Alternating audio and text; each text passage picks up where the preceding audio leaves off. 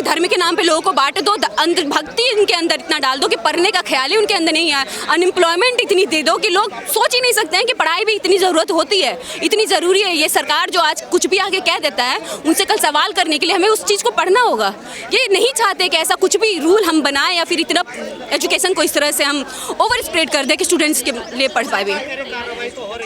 कहाँ है कार्रवाई? मैं पूछ रही हूँ, 10 साल का आप हिसाब दीजिए, कहाँ है कार्रवाई? 10 साल से हो रही है ना चीज़, कल का नहीं दिन है या पिछले 1 साल का नहीं है। ये रिपोर्ट हर साल हो रही है, हर साल स्टूडेंट एग्जाम देकर आते हैं तो रिजल्ट से पहले उनको पेपर लीक का न्यूज़ आ जाता है। सोचिए कहाँ है वो रिजल्ट, कहाँ है कार्रवाई, किन लोगों पे आप कार्रवाई कर रहे हैं? इन चीज़ों का ये नहीं कहती हूँ कि इनकाउंटर कर देना चाहिए या फिर देखिए इनकाउंटर कर देने से किसी एक इंसान का खत्म हो जाएगा। पेपर लीक करवा रहा है बच्चों का, बिल्कुल खराब हो रहा है भविष्य। मैं तो कह रही हूँ कि ऐसे एजेंसीज को खत्म किया जाए ना, जो इन चीज़ों को बढ़ावा दे रहा है, जो इन चीज़ों को मनोबल दे रहा है कि ऐसे लोग को कुछ नहीं हो सकता। डेली लोग आते हैं और करके चले जाते हैं, तो कितने लोगों का इनकाउंटर होगा? सरकार कितने लोगों का इनकाउंटर करेगी? नहीं करेगी ना। देखिए माफिया तो बहुत तरीके से हैं, जिस तरह से एजुकेशन को प्राइवेटाइज कर दिया गया है, कोचिंग इंस्टीट्यूशन में इतनी ज़्यादा पैसे दिए जाते हैं और फिर पेपर को लीक कर देना, मतलब हर किसी का हाथ है इसमें, सिर्फ एक इंसान का नहीं है पेपर लीक कर देना। मैं तो मतलब गरीब आदमी तो 30 लाख 50 लाख, गरीब लोग तो पढ़ ही नहीं पा रहे। आज के टाइम में एजुकेशन पॉलिसी ऐसी बना दी गई है कि लोग सब मतलब सोच ही नहीं सकते हैं पढ़ने का।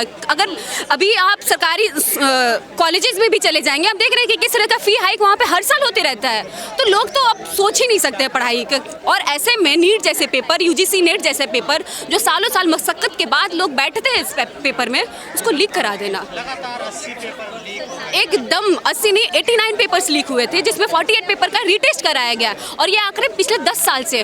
तो क्या कर रही है सरकार? हर बार ये कहती है कि सीबीआई की मांग हम कर रहे हैं, सीबीआई की जांच हम करवा रहे हैं, तो कौन से लोग हैं?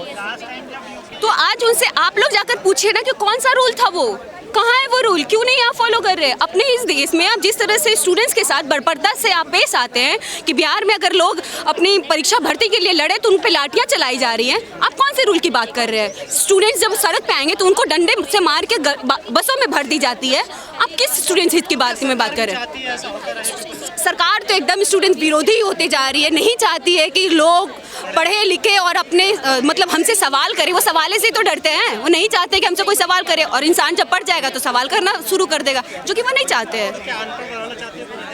वही वो चाहते धर्म के नाम पे लोगों को बांट दो, अंधभक्ति इनके अंदर इतना डाल दो कि पढ़ने का ख्याल ही उनके अंदर नहीं है, अनएम्प्लॉयमेंट इतनी दे दो कि लोग सोच ही नहीं सकते हैं कि पढ़ाई भी इतनी ज़रूरत होती है, इतनी ज़रूरी है। ये सरकार जो आज कुछ भी आगे कह देता है, उनसे कल सवाल करने के लिए हमें उस चीज़ को पढ़ना होगा। ये नहीं चाहते कि ऐसा कुछ भी रूल हम बनाएं या फिर इतना एजुकेशन को इस तरह से हम ओवर स्प्रेड कर दें कि स्टूडेंट्स के लिए पढ़ पाए भी।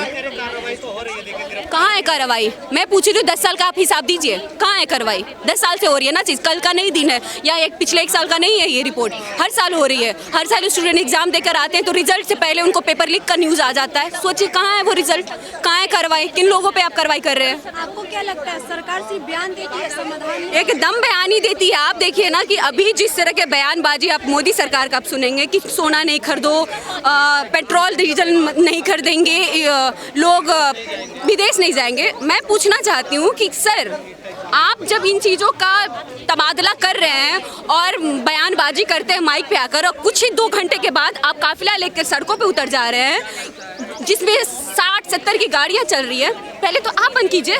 लोग के पास इतनी रिसोर्सेज छोड़ी है आपने, सरकार है तो हमने आपको चुना है ना, आपके पास कोई अधिकार नहीं है कि हमारे रिसोर्सेज पे आप उसका फायदा उठाएं। आप देश के लिए योगदान नहीं करेंगे? देशभक्ति ऐसे नहीं चलती है कि एक लोग सड़कों पे सो, एक लोग काफिला लेके घूमे, ऐसे देश नहीं चलती है कि पास आप रूल डिवाइड एंड रूल करके चलेंगे तो देश ऐसे नहीं चलती है। देश को एक साथ कितने लोग का इनकाउंटर करेंगे? कितने लोग अभी तो मिले हैं ना, बीजेपी के 5 लोग अरेस्ट हुए, कीजिए इनकाउंटर, करेंगे वो करेंगे अपने लोग का इनकाउंटर कीजिए फिर। और कितने 10 साल में तो कितने लोग आए हैं, कीजिए सबका इनकाउंटर।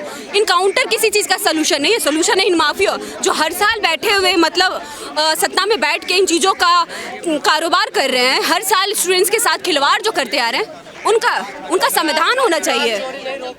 नहीं कर पा रहे, सरकार किसी चीज़ का है ही नहीं रिस्पॉन्सिबल, मतलब अकाउंटेबिलिटी लेने के लिए तैयार ही नहीं है। तो एकदम देख ही रहे कि ऐसा लगता है कि सरकार कहीं ना कहीं इन माफियाओं को डिफेंस कर रही है। एकदम कर रही है, तभी उनका मनोबल बढ़ता रहा है। वरना कैसे इतनी हिम्मत हो जा रही है कि इतने लोग, लाखों स्टूडेंट किसी एग्जाम में बैठ रहे हैं और उसी एग्जाम का पेपर को लीक कर दिया जा रहा है। इतनी हिम्मत कहाँ से आ जा रही है? हम आज इस मांग को लेकर सड़क पे आए हैं कि जो धर्मेंद्र प्रधान है वो या तो इस्तीफा दे या तो एनटीए को बर्खास्त किया जाए, क्योंकि हम देख रहे हैं कि हर साल किस तरह से एनटीए या यूजीसी नेट का परीक्षा हो या फिर बिहार में जो भी भर्ती परीक्षा टीचर की जो परीक्षा है उसको लेकर या फिर नेट जैसी परीक्षा, जितने भी परीक्षा हो रहे हैं हर साल हम देख रहे हैं किस तरह से धांधली बढ़ती जा रही है और इस कदर बढ़ रही है कि लोग उसके जवाब में तैयार ही नहीं है जवाब देने के लिए। जब पेपर लीक होता है, सरकार करती है वो 3-4 लोगों को गिरफ्तार कर लेती है और फिर बोलती है कि ये ख़त्म हो गया। और अगर ये इतना ही सीधा मामला होता तो क्यों बार बार ये इंसिडेंट्स हमारे सामने आते? लोगों को दिखाने के लिए कि हमने गिरफ्तार कर लिया है लोगों को, अब लोग आ चुके हैं तो अब ये मामला मतलब जो है निपट गया है, तो ऐसा नहीं है। तो ये जो इंसिडेंट्स जो बार बार हो रहे हैं, क्यों हो रहे हैं ये इंसिडेंट्स बार बार? सरकार कार्रवाई कर रही है बट उसमें भी ट्रांसपेरेंसी कहाँ है? एजुकेशन मिनिस्ट्री क्या कर रही है? जो सरकार है वो तब क्या कर रही थी जब ये सब हो रहा था? ऐसा नहीं है कि सरकार को नहीं पता है। अगर आप बोलते हैं कि पूरे देश भर में एनटीए ही एक एजेंसी है जो सारे एग्जाम्स कंडक्ट करवाएगा, बड़े से बड़े एग्जाम्स कंडक्ट करवाएगा, तो फिर उसका अकाउंटेबिलिटी कौन मांगेगा? जो प्रोसेसेस है पेपर बनाने से लेकर पेपर जब सेंटर पर पहुंचते हैं, जो लॉकर रूम में रहते हैं, स्टूडेंट्स के सामने उसे निकाला जाता है, उससे पहले कैसे पेपर रिलीज हो सकता है? सरकार के पूरे टेन्योर में कुछ भी होता है वो विपक्ष की ही साजिश होती है। चाहे दंगे हो जाए, चाहे किसी यूनिवर्सिटी में कुछ और हो जाए, स्टूडेंट सड़कों पर उतर जाए, उन्हें लगता है कि ये तो विपक्ष ही करवा रही है। तो सरकार को पहले तो ये समझना होगा कि उन्हीं के टेन्योर में हो रहा है, उन्हीं के ही लोग इन्वॉल्व हैं। वरना आप खुद बताइए कि आपने ही अभी 2 मिनट पहले बोला कि बीजेपी के लोग कुछ गिरफ्तार हुए हैं, तो वो तो विपक्ष के नहीं हैं, वो तो बीजेपी के ही है, उन्हीं के ही सरकार के लोग हैं। कैसे नहीं हो रहा है? आयसा ने, हमने ही 2 दिन का कॉल दिया जहाँ पे देश भर में अलग अलग जगहों पे कॉल हो रहा है। आप देखेंगे भी जो नीट के स्टूडेंट्स हैं, जब से ये नोटिफिकेशन आया कि री एग्ज़ाम होगा तो उनका जो मतलब मेंटल टर्मोइल है वो तो अलग स्टेट में गया है कि उन्हें फिर से ये इतना बड़ा एग्ज़ाम देना पड़ेगा। स्टूडेंट्स जिन्होंने 6-6 साल से 4-4 सालों से जो प्रैक्टिस किया इस एग्ज़ाम का, दिन के 24 घंटों में से 18 घंटे कोचिंग सेंटर्स में बिताए हैं, बिल्कुल एकदम से अब खुद को आइसोलेट किया है। अब उनके लिए इतना बड़ा न्यूज़ कि ये एग्ज़ाम फिर से होगा और सरकार जो बोल देती है वो तो फिर करती ही है। आप सड़क पर आ जाएंगे तब तक उनसे मनवाएंगे नहीं, तब तक वो तो अपने ही मोड में जाएगी ना। बच्चे तैयारी कर रहे हैं बट अगर यही आप सोशल मीडिया खोलेंगे, आप बच्चों से बात करेंगे तो बच्चे बहुत गुस्सा भी हैं, बच्चे बहुत डिससेटिस्फाइड भी हैं कि क्यों पेपर जो है वो रिलीज़ हो गया, मतलब बिल्कुल चंद घंटों से पहले जब हम एग्ज़ाम देने। आप देखेंगे अभी सड़कों पर, आप देखेंगे आज ही हमने ये प्रोटेस्ट का कॉल दिया है, देश भर में अलग अलग जगहों पर प्रोटेस्ट हो रहा है।